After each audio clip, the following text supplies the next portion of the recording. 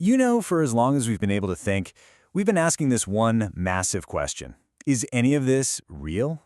Philosophers, scientists, mystics, they've all taken a crack at it. Well, today, we're diving into the most modern and honestly the most mind-bending version of that question yet, the simulation theory. Is it just science fiction, or could there be something more to it? Let's find out. I mean, really, just stop for a second and think about it. What if everything you see, everything you feel and know, this entire universe, isn't base reality at all, but a super high-fidelity simulation, kind of like a cosmic video game? It's a staggering thought, I know, but it's one that some of the brightest minds out there are taking very, very seriously. So where does this wild idea even come from? It's not just a plot from a sci-fi movie. The modern argument really got kicked into high gear back in the early 2000s by a philosopher named Nick Bostrom.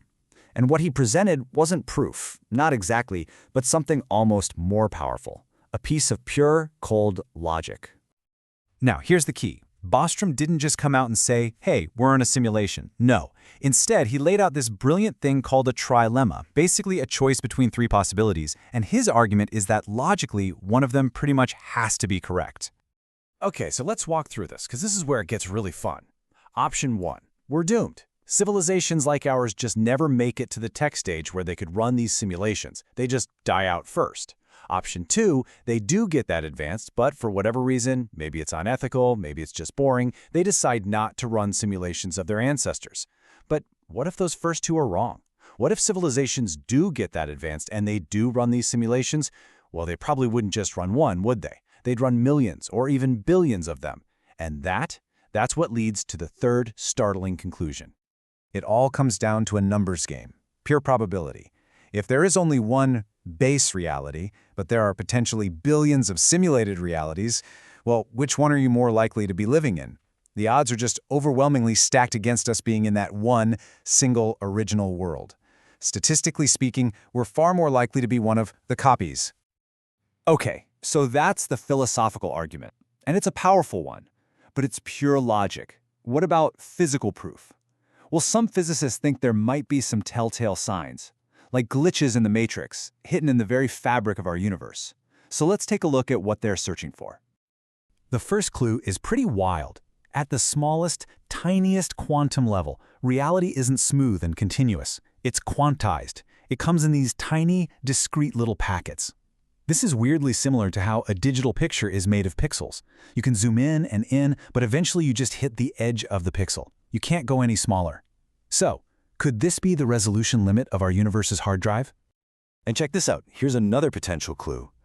Why is there a universal speed limit? Why can't anything in the universe travel faster than light?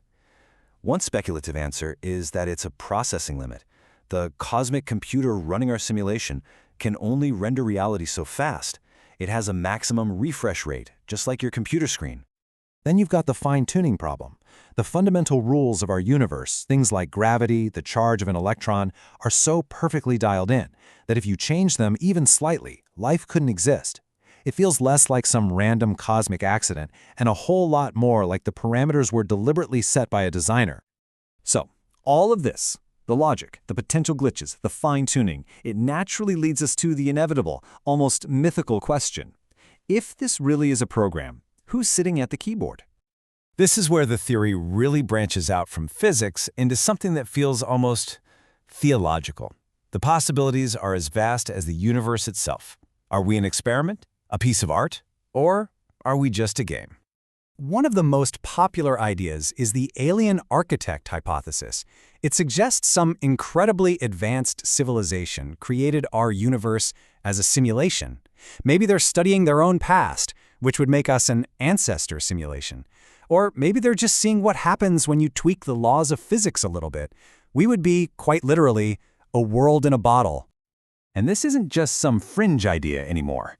As this quote from Elon Musk shows, it's a concept that has totally captured the imagination of people at the forefront of technology, the very people who are building our own ever more realistic virtual worlds. But here's the thing. While all this language of computers and pixels and code feels brand new, the core idea that our everyday reality might not be what it seems is incredibly old. This modern theory is, In a lot of ways, just a high-tech echo of ancient spiritual and philosophical thought. But whether we're talking about ancient mystics or modern physicists, one question hangs over it all. Can any of this actually be proven? And it's important to be clear here. This is still a hypothesis. Scientists have proposed ways to test it, like looking for that pixelation in the light from distant stars. But so far, there's no proof. For now, it's a fascinating, but untestable, philosophical puzzle. And this comparison really gets to the heart of it all. It's fascinating when you line them up like this. For thousands of years, mystics have called the world a dream or an illusion. What we now call the code, they might have called the spirit. Our concept of a programmer isn't so far from their idea of a creator.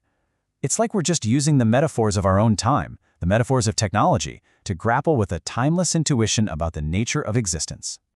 That timeless intuition leads to maybe the most profound twist of all. What if we have it all completely backward? What if consciousness isn't just a product of the simulation? What if the simulation is a product of consciousness?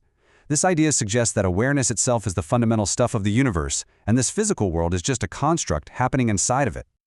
And so, that leaves us with one final haunting question. Whether you call it a simulation or a dream, code or spirit, it all forces us to ask the same thing. If this world is a thought, whose thought is it? And what happens when we wake up?